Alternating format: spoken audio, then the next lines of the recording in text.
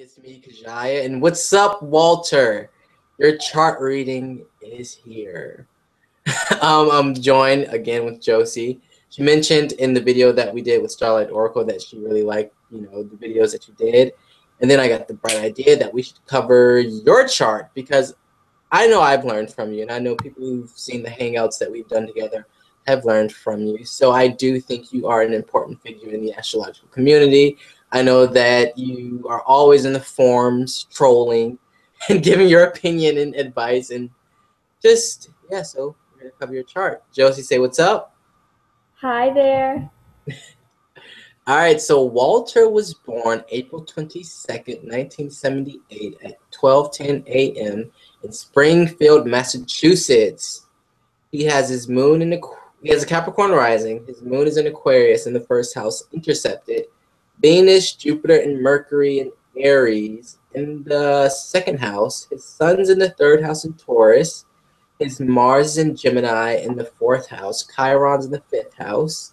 Pluto's in the ninth. He has a Scorpio midheaven. Saturn and Uranus in the 11th. In Sagittarius. And wait, Neptune's in Capricorn in the 12th. All right, so Josie, you can go ahead and kick it off. Alrighty. Every birth chart starts with the AC at 27 degrees Capricorn. And there is like this huge amount of space taken up by Capricorn. It looks like it starts at the end of the 11th house and then goes down to the ascendant and then a little more in the first house. That's a lot of Capricorn. So I would assume that these planets in the 12th house that are also in Capricorn kind of tie in with the ascendant because they're all in that giant space together. So Capricorn rising people come off very grounded, very mature, very emotionally stable. I find that they're very comforting to be around because they're never the people that are constantly freaking out. They're very, very like stable and laid back. So, and then he has Neptune in the 12th house in Capricorn. So I kind of consider that like Neptune being in the first house because it's in that huge Capricorn range.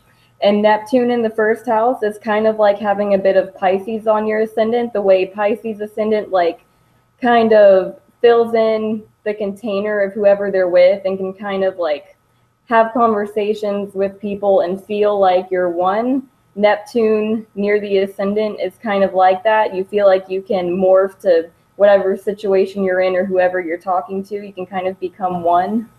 Yeah.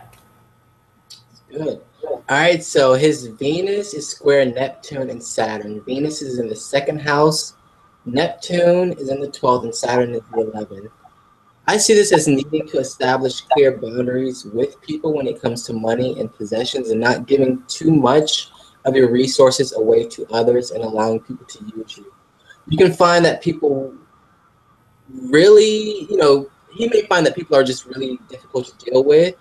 And sometimes, just getting to really messy situations when it comes to sharing money or resources. Also, Venus there squaring Saturn, I'm sure he learned a lot of lessons when he had nothing, when he was lone cash. Saturn is all about delays and learning. But also his Venus receives no positive aspect, and it's squaring Neptune, Uranus, and Saturn. Two of those planets in the 11th house of other people and social groups, I would say, and Venus in the second house is all about value. Stop putting value in shitty people and putting them on pedestals. And, you have to learn to find love and value yourself before you see it in others, because the 11th house, he's receiving challenges from the 11th house to his 12th house. Well, anybody with Venus and Pisces is kind of fucked for life anyway. You would know, right? Yes, I would know. All right, so what else? Didn't you want to touch on his sun? Yes, sun is in the third house. I love the third house. In you guys' North Node video, I heard y'all talking about the third house, and it was just awesome because a lot of astrologers like disregard the third house and just say that it doesn't mean anything. It's just kind of there. But you and Walter, I remember talking about how the third house is actually really amazing. And I love Sun in the third house people, because they are like the intellectuals of the world. Like the Sun in the third house are the people who use their words to change the world. They're very much like kind of the John Lennon kind of characters. And Sun in the third house people are so much fun to have around because you can just talk to them for hours upon hours about nothing. And somehow it just turns out to be an amazing conversation. Just going in circles all day. Yeah, they're the kind of person you could call just to talk to about something stupid, and then you'll somehow start talking about the answers to life. You went blank. Oh, there you go. You're back. All right, so he has Neptune in the 12th trine his Sun. Now that's an interesting aspect because the Sun is, it's ego, it's who we are, and Neptune is a spiritual planet. So Neptune wants to get rid of the ego and transcends. The Sun wants to be recognized while Neptunian energy wants to hide. The Sun is all about give to me and feed my ego, and Neptune is all about, what can I give up? What can I give to my fellow man? And because this is a trine, it's a good aspect, I really see this as it allows him to develop a healthy ego.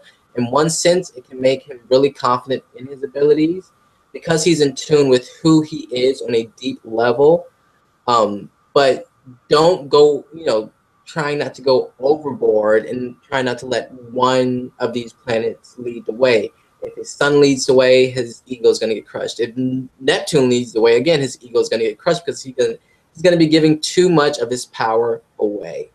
I feel like if he can find the balance with this aspect, he's going to be able to lead and follow. Learning how to be humble. Also, this is a psychic indicator. Whenever the Sun or one of the Sun or Moon are really aspected by an outer planet, it can really show psychic abilities, or just a heightened sensitivity to the energy that is around him. And don't get lost in the dream world and don't become a martyr. But that's what I have to say about that aspect. The Sun is also trine Uranus. So does that mean they're all connected, Neptune, Uranus, and the Sun? Yeah, so he's really crazy. Very in touch with the spirit world. He is. That's why I always get North Node. He likes spiritual astrology. No, karmic astrology. So that's why I always go to him for those North Node, South Node quotes, because I feel like he just really gets it,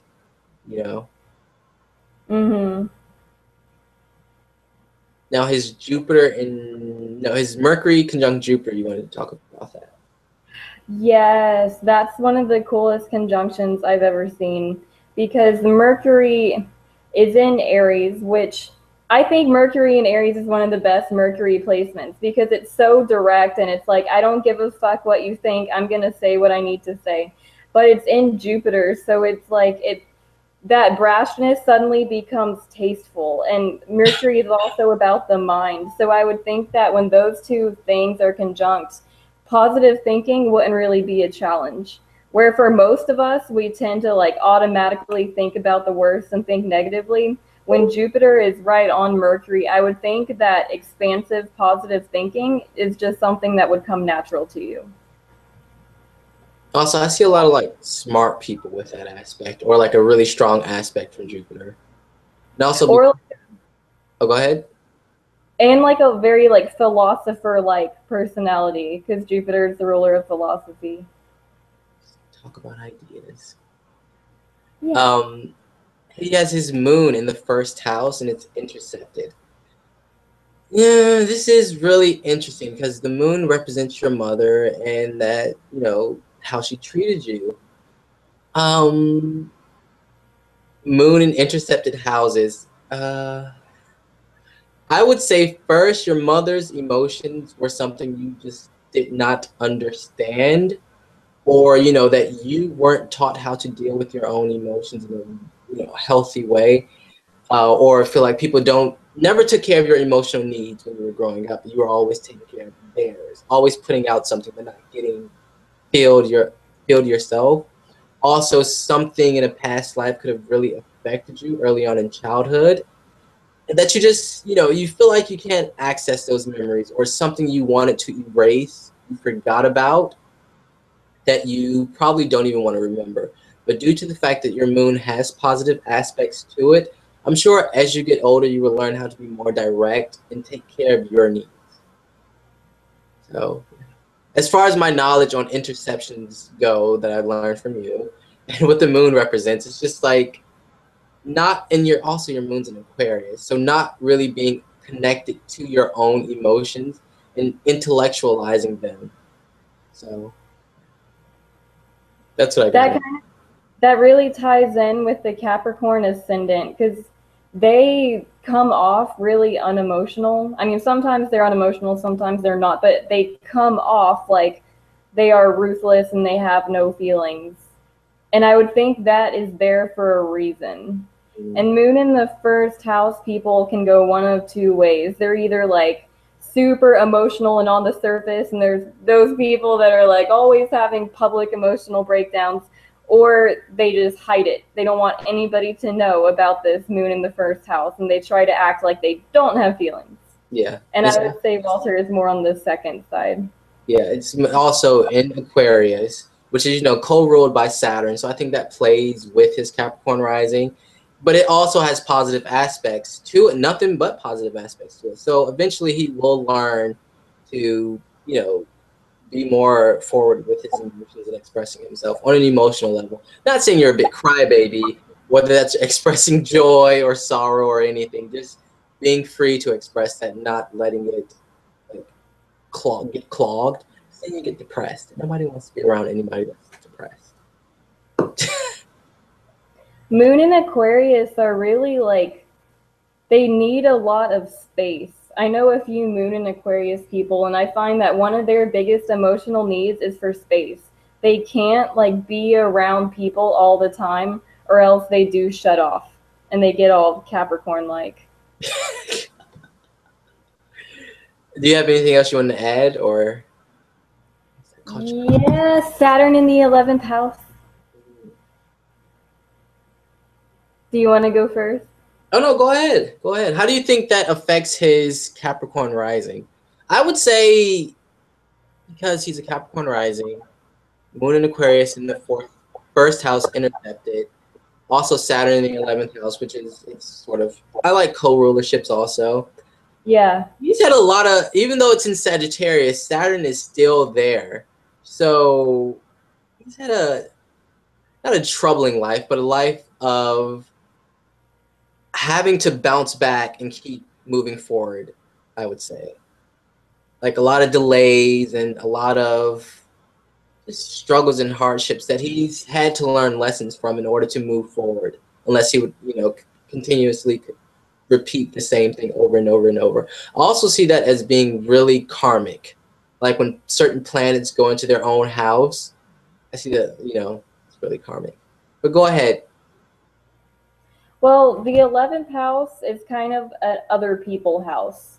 I mean, it's not the other people house in the same way that the 7th house is, but the 11th house is like your network of support. It's the groups that you affiliate with, your circle of friends, your family as a whole. And when Saturn is there, I would think that either you didn't have much support around you, you didn't really have like people supporting your dreams, or there were people there, but they were holding you back, and they were what was forming Saturn's restriction. And so sometimes you feel like you have to rid yourself of people and have space for a while, just like Moon in Aquarius, because it's these people that were holding you back. Right. He also has Mars and Chiron conjunct. Mars is in the 4th house. Chiron is in the 5th. And they're all opposite Saturn in the 11th. His chart, when I look at it, and I'm sure when you look at it, has a lot of emphasis on his upbringing and his early life. Mars in the 4th house, Cancer naturally rules the 4th house. So Mars really doesn't do well in the 4th house. With that opposite from Saturn also, but Mars in the 4th house and Gemini, that's heavy. In one way, I feel like it, with the energy of Mars being there, one way he may feel like he had to take the lead in his household, he may grew up too fast.